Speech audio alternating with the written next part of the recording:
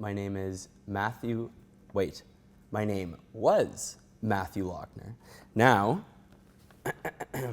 official government document. I gotta read it to you though because I haven't memorized it yet. Reginald Matthew Michael Wesley Adamantium, Wolverine clause, Green Werner Lochner Gray. I still couldn't get it right even reading it. Yeah, recently changed my name, so you've seen me as Matthew Lochner on Reelside. I'm now Reginald Gray. One thing that I really loved about this episode was that we took our time. A lot of documentaries you see are, fly on the wall and like spray and pray, which is totally one kind of filmmaking that I respect and love. But one thing that I really wanted to concentrate on the superhero episode was that it was setups, we took our time, and it was more cinematic shooting than it was documentary, fly on the wall kind of thing. And I owe a huge part of that to James Heaslip, our cinematographer. He was unbelievable. I got to direct a dream come true. I've been a superhero fan my whole life. I have Wolverine's claws tattooed on my knuckles. I have Wolverine tattooed here. I have Green Arrow on my back. It's been a lifelong love. And when it came time for the series to do another episode, I thought, I know one famous person, Stephen Amell. So why don't I try to leverage that? So basically I just pitched the idea of me becoming a superhero. And it went through some different changes. At one point I thought I was gonna be like working out on screen with Stephen, and then we got to Vancouver and he told us that he actually doesn't work out. He just works out on camera, like on set, which was mind-blowing. I got to create a superhero, talk to my heroes, and I still pinch myself to this day. I can't believe I got to do it. It's unbelievable. I went to film school and had Canadian cinema and Canadian television jammed down my throat. And to be completely honest, I didn't care. I knew I had to do it to get through film school. And then I started working Canadian television on the show Rent-A-Goalie, and all of a sudden I saw that there is this beautiful niche market, this beautiful thing that Canadians do specifically, that is beautiful aside from what Americans do. Then when Reelside happened, and we went and shot that episode with McKellar and Bruce McDonald, my opinion of Canadian anything completely changed. It was really hard to do the superheroes episode because I had to share the screen with a beefcake, Stephen Amell. I had to share the audio track with David Hayter. Do you hear that voice? I sound like a woman next to Solid Snake. Like, are you kidding me? And the zaniness of Lloyd Kaufman. Like, these guys really were the triple threat. My absolute favorite moment from the episode came care of David Hayter.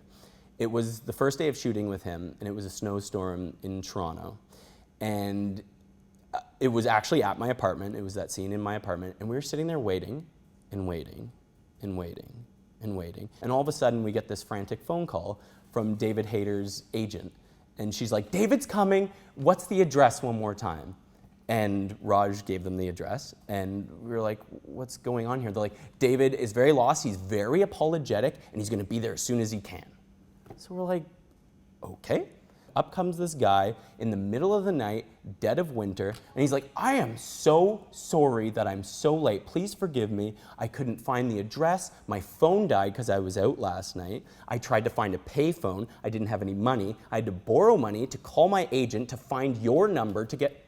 That is the kind of guy that David Hayter is, and the same goes for Lloyd and Stephen. One other thing actually from the episode that we have on camera is Stephen showing us his arrow shrine. It's mind-blowing. He has this little, he has a very lovely estate, but there is this one little room that he has off to the side that he has just arrow trinkets. And that was another thing that reminded me of how humble and real these guys are. It's not lost on them. Like, he is Arrow, he's in the DC universe, he has a legion of fans, and yet in his house, it's just Arrow stuff everywhere, including this shrine, this little room that he has like trinkets from when he was a kid and like Arrow memorabilia that people have sent him. In terms of him being like his counterpart, he hit a home run at Rogers Center like a couple weeks ago, which he posted on Instagram, which is really cool. David Hayter was talking to Solid Snake, so his voice alone made him Solid Snake.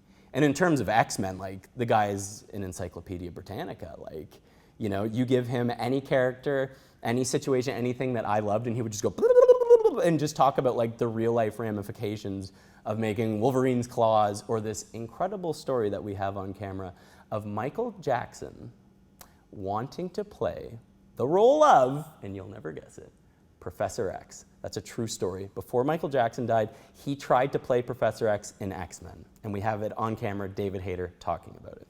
In terms of Lloyd,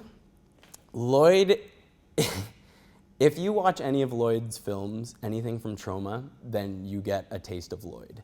And Lloyd isn't afraid to put himself out there either. You go on any Troma social media, you could probably call Troma and get a hold of Lloyd. He's that accessible and awesome and authentic and real.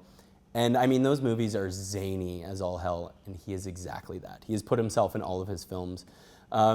Is he specifically the Toxic Avenger? Definitely not physically, as he is yay high and Toxie would be. But it's more the aura, the being of Lloyd that is the Toxic Avenger kind of thing. And the tutu. I love how you put a tutu on a superhero. Straight up fight, who would win, Toxic Avenger or Arrow?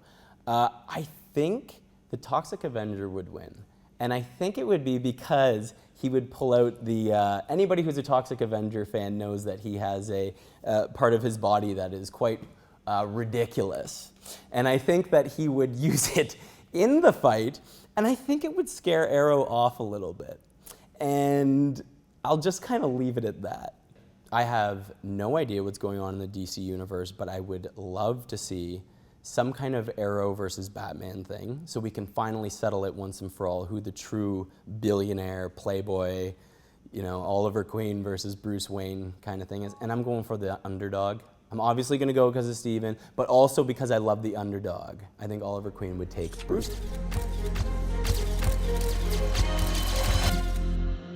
Looks like it's go time.